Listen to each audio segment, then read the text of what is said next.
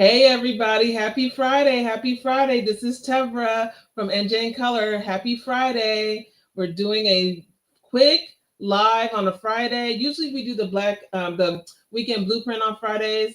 But today we're doing something else because there's a specific event that I want you guys to know about here in New Jersey, in Jersey City to be exact, and some people that I want you to meet. But before we get into that, I just wanted to remind all of you that it is early voting time in New Jersey. The primary election is on June 10th. However, you can early vote today, tomorrow, and I believe Sunday until 8 p.m. and 6 p.m. So check out the information about voting times in your area and locations. But we need everybody to get out there and vote. This is a very critical primary election, especially in New Jersey for the Democratic side. There are lots of options. I'm not going to tell you who or what to vote for. I know for me, I know who I'm voting for. Go Roz. But but in the meantime, I just need everybody to go vote, get the word out. Every vote matters, and every person's voice matters. So we're gonna go ahead and get into. Oh, and one more thing. If you don't know already, if you need to check on your status as a voter, go to vote.nj.gov. Also, you can get locations as to where you're able to vote and any other questions that you have regarding the voting process in this primary election. Again, June 10th, get out there and vote. Early voting is right now. Get out there and vote. All right, so let me take all of this out.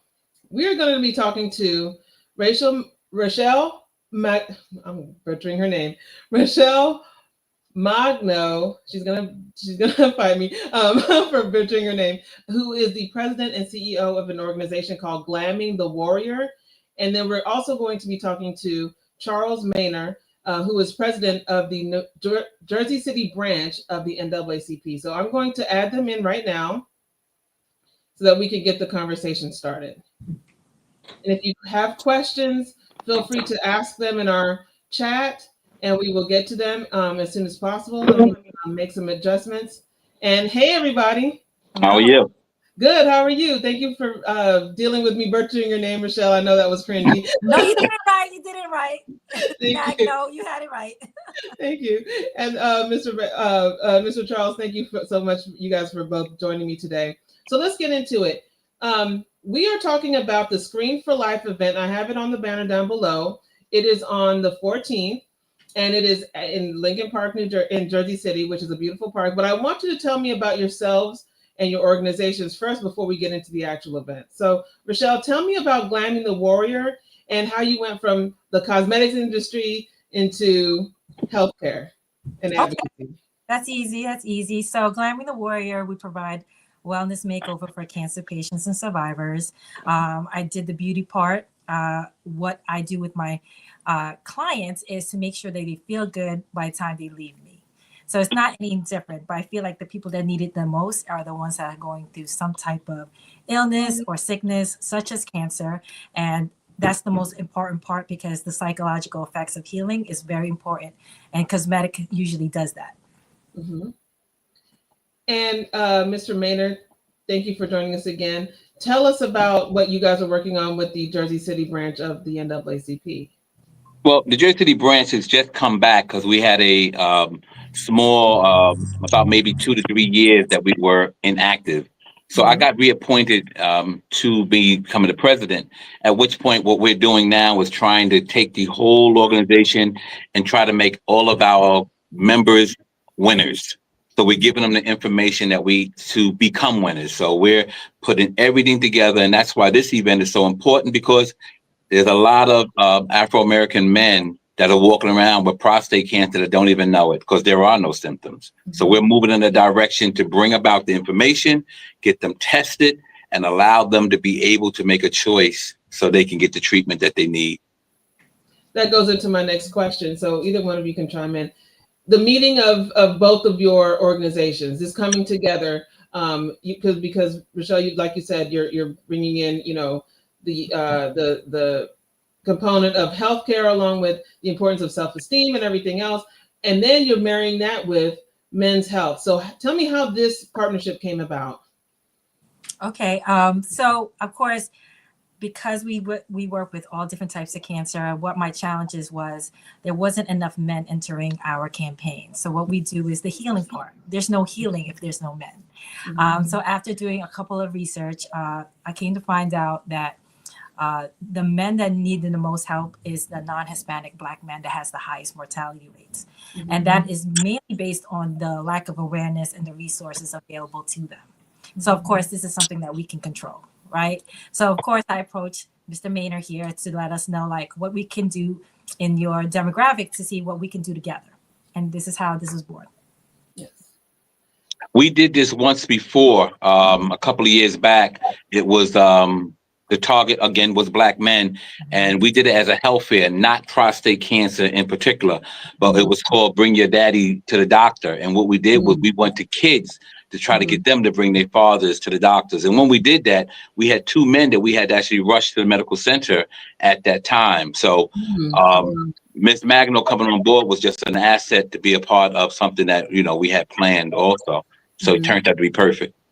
And Mr. Maynard, as a Black man, you know the challenges as far as getting not even so much the access part, it's the mental barriers that many Black men face when it comes to screening for various diseases, not just prostate, just for anything else. It is very difficult. So can you speak to some of that as to why Black men who are hesitant about knowing their true status regarding cancer or anything else, why they should attend this event? Well, you know, so I'll be honest with you. I am a man who has not been checked for prostate cancer. Okay. So here it is. And it's not that I don't have the insurance. I have one of the best insurance. But I really couldn't give you an answer as to why I won't go. I think our problem as men, we wait to see, I don't have no pain. But when I'm told that is once you have the pain, it might be too late. Yeah. So what I'm trying to push to people and myself is that we cannot wait no longer. We have to go, because the earlier you go, the more options you have. If you wait until you have pain, your options become far few in between. So unlike them, if you ask me for the reason we don't go, I really don't have a reason. It's that ego, it's that macho, it's that man, and we just got to get up out of it. Because I'm gonna tell you, I don't mind crying no more. I think I'm over it now, so it's okay. So we are pushing our men, and that's what we get our women also to help us, because we tend to listen to our women, mothers, daughters, and so on and so forth before we listen to each other. So we're on it, and we're going to get it done. Good. Yes, get yourself checked. So we, as we all know, or we should have heard by now, former President Joe Biden has been forthcoming about his diagnosis of prostate cancer. And like you said, he seems to be in a phase where it might be, very far gone. So what are you doing? How has this, development helped or hindered people from coming to Glamming the Warrior and to similar events for possible, screening and treatment? Do you think that there's any difference? Are people more interested now that this news of Joe Biden has come out?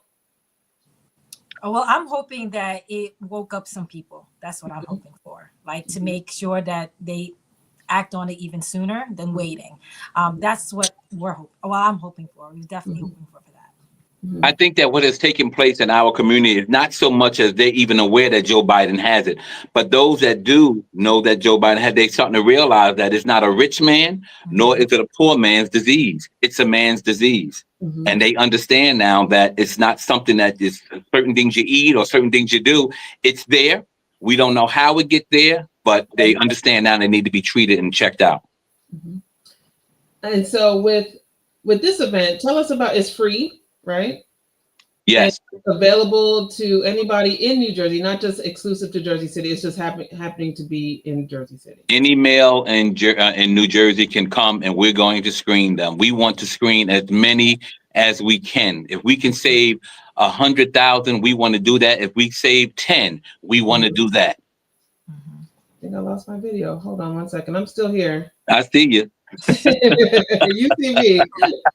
Oh Lord, technology. Let me just make about the two of you. Let me see. There you go. Let's see.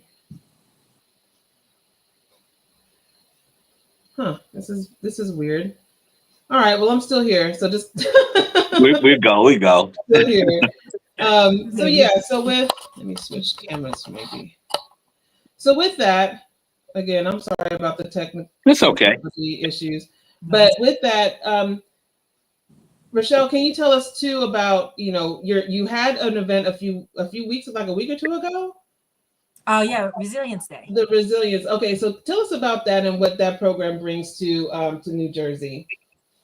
Resilience Day is one of our new to our campaign.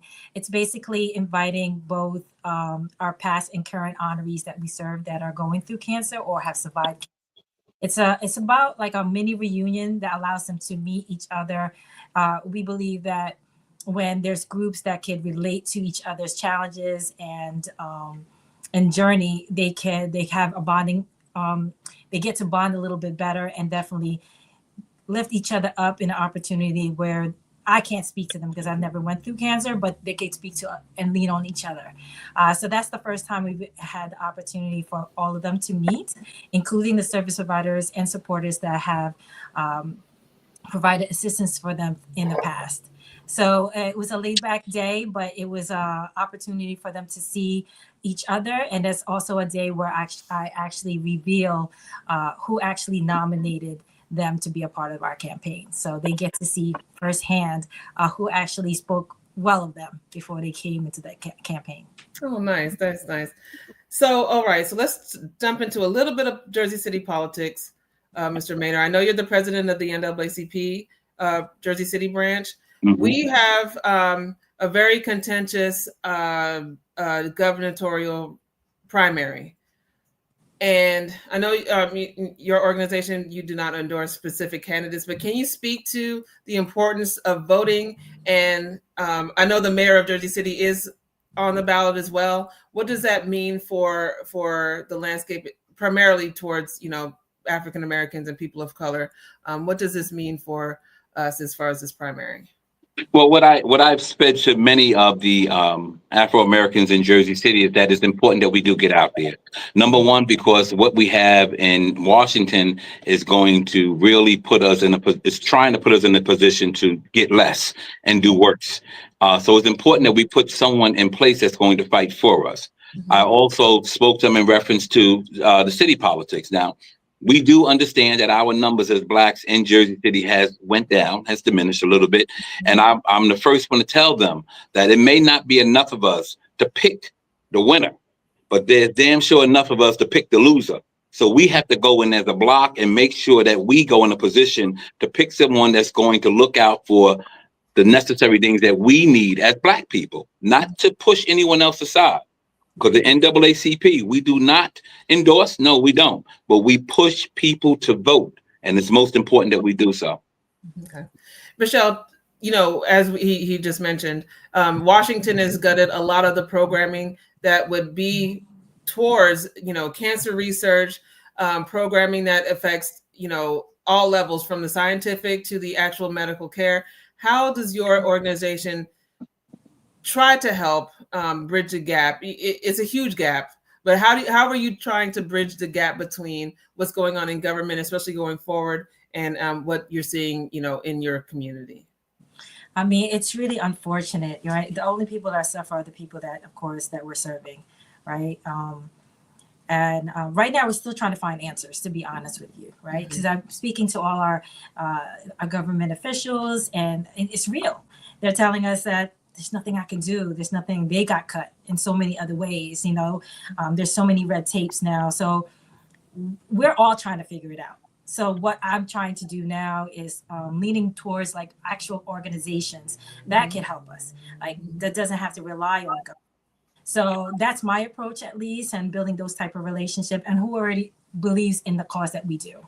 And hopefully, government can get it together, because there's a lot of people that need help. And we're just praying that things work out the way it needs to work out. Yeah. I feel like in this moment, we need to, just take a step back and see, okay, now that everything's kind of in shambles or headed towards even further destruction, who's actually going to go in there and fight? Because right now it's a time where we have to really fight to be heard, fight to get the things that we need. We can't be passive. We can't, do business as usual. Who is really a fighter and who's going to go in there and actually fight for change? Because like you said, so many people that are struggling and are being affected are the ones who are either the hands-on help for these communities or the people who are actually in the communities themselves. So many programs have been cut. People have lost their jobs. Now they can't do anything as far as, fighting, or even like the research portion. Those in research, they can't continue to look and see reasons why, prostate cancer affects Black men in higher rates than others. All of those things are cut, and you can't even put even in your research the word Black or the word, disparity. And these are key terms that are necessary to get funding and resources to groups that are being affected the most. So that's another reason why we need to be out there and vote in our local primaries and also in our national elections. Yeah. So let's circle back to the event itself. If you're planning to go, it's free. It's at Lincoln Park in Jersey City. What can we expect to see when we get there? It's at 10 a.m. A day of fun-filled day for men. We are trying our best to make the day, especially for the men. We know that the next day is Father's Day. We know that they can wait to get that sock or that tie, but on that day, we want to give them a day where they can get the big piece of chicken. So we have different events. Chris Rock? They get the big piece of chicken that day. So we got a couple of things going on. We got a sumo contest where they're going to put on the big suits and they're going to wrestle and they'll get a prize. We have these balloon suits where they're going to play soccer and they got to bump into each other, they get a prize. We got a golfing type of thing.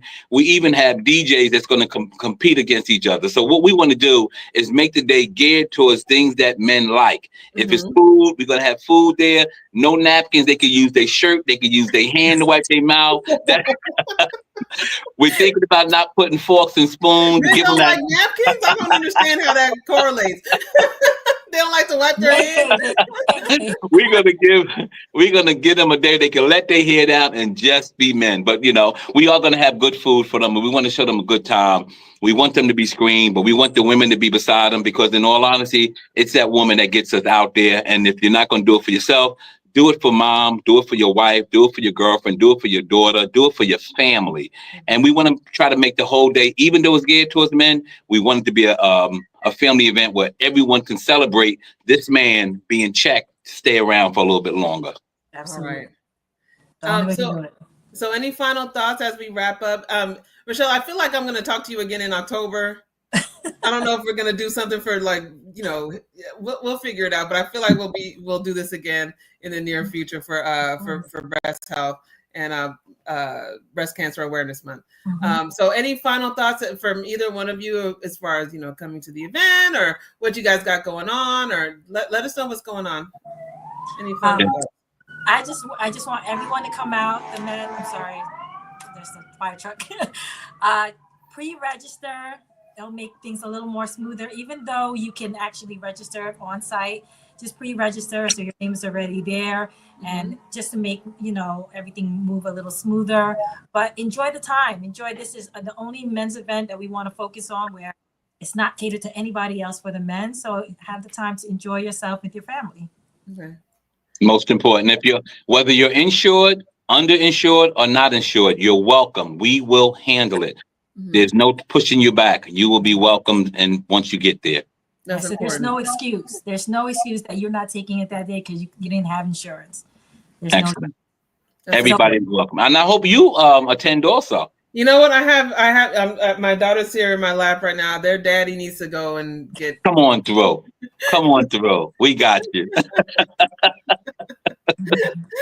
So, and that's and then like you said, girlfriends, bring your boyfriends, wives, bring your husbands, mothers, bring your adult sons. Yes, this thing is not letting me be great. So just be.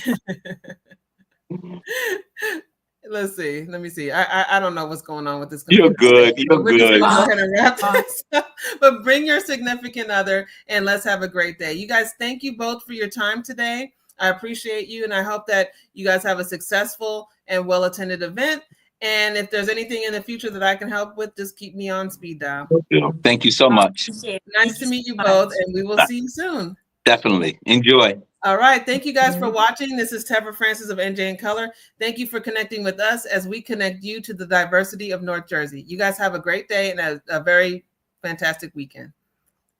Thank you. Thank Bye-bye. you.